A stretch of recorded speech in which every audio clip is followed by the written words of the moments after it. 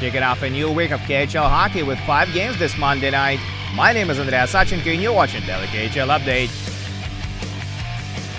We travel to Nur-Sultan, Kazakhstan first, where Boris take on Red Hot Admiral. The two met twice this season already and the Sailors won both times. We pick it up from the second. Boris heavily outshooting the Vistas, but nothing goes past Yuko Olkinuora. Late in the period, Boris put together a nice passing play, but Sagadeyev hits Olkinuora right in the midsection. They do get one past him late in the third, but it's waved up immediately. Igor Fedorov clearly high sticks the puck into the net. So it goes to overtime. Adam Alkvist gives the puck to Martin Bakoc, who wheels into the zone, throws it to the hash marks, and Marcus Young beats Eddie Pasquale. Olkinuora stops 45 shots for his third shutout of the year, and Admiral win their 5th straight. 1-0 overtime is the final.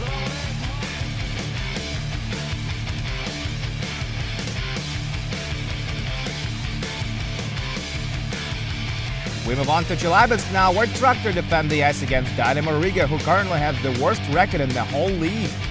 But it's the Vistas who strike first. Lowry's Darzinch passes it to the point, Ben Marshall puts it on net, and Brandon McMillan scores on the rebound.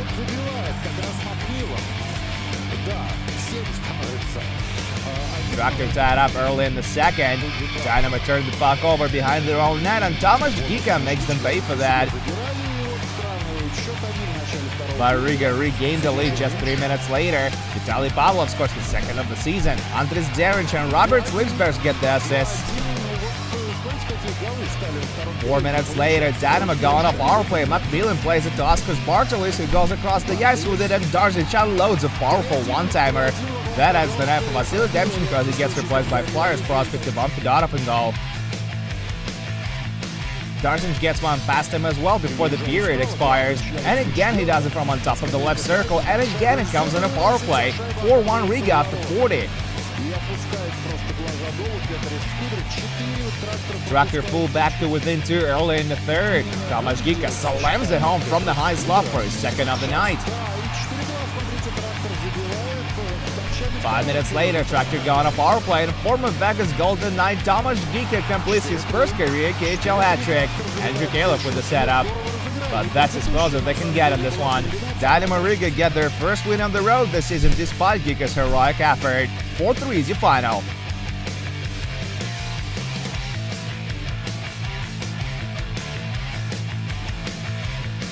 We continue on to Kazan, where 3-time Gagarin Cup champs Akbars cross sticks with Automobilist.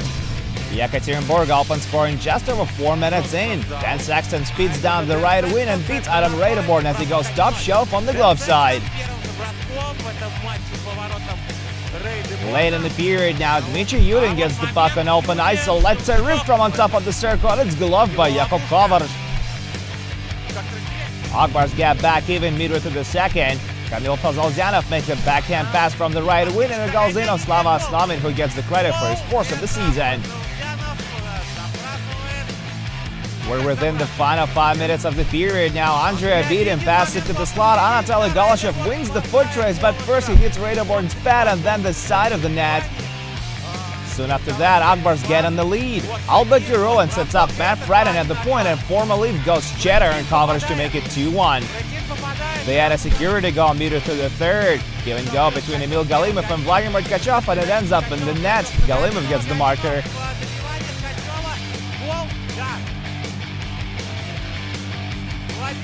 Radeborn ensures the W for Akbars with a total of 14 saves, and perhaps none of them bigger than this one on Nigel Dawes late in regulation. Akbars take it 3-1 on home ice.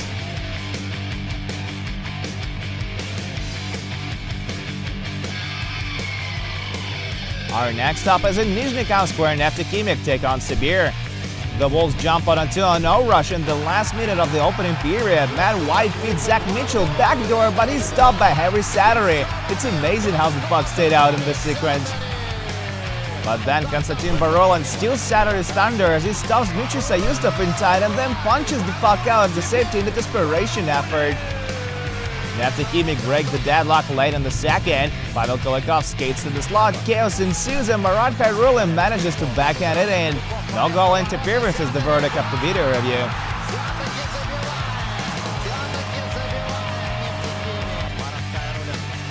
Sibir tied up early in the third. Alexander Sharov gets his third of the year, while Yegor Milovzorov and Andrei Yermakov draw the assist. Late in the period now, Yermakov puts the puck on net, redirect Barolin stops it and then gloves it away out of harm's way. It goes to overtime, and here's how it ends. Matt White steals the puck in the offensive zone and scores on the breakaway. Konstantin Barolin makes 29 saves, and Neftekhimik snapped their 6-game losing streak. 2-1 overtime is the final.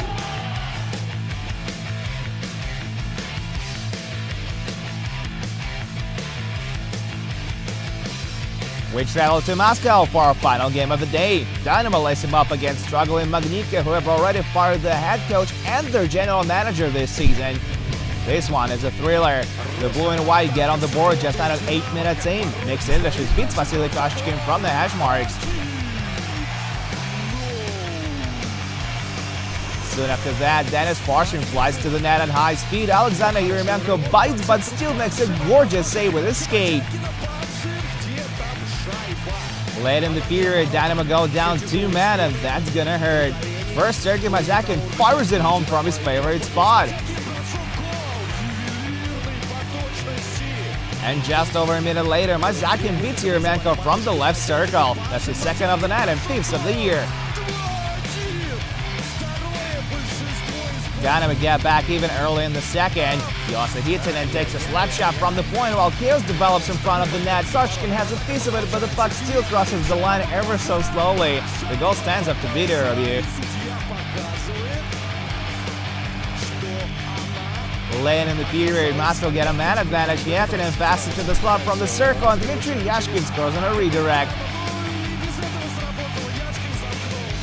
Metalurg level it again early in the third. Roman Levimov wins the puck over in his defensive end, skates through the neutral zone, dangles past Andrei Mironov, and that's an absolute beauty. Morva Flyer has his third of the year.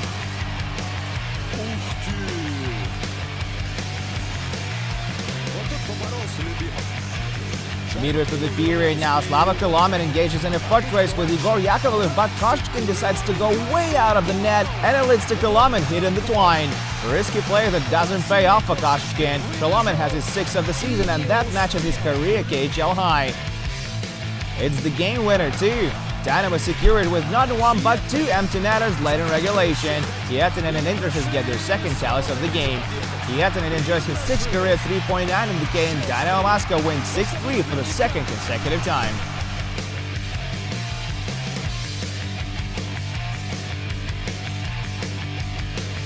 And that's it for the KHL update, but do come back tomorrow for 4 more games, including Amur Lokomotiv and Avangard versus SKA St. Petersburg. My name is Andrea Sachenko. Thank you guys so much for watching, and I'll see you again soon.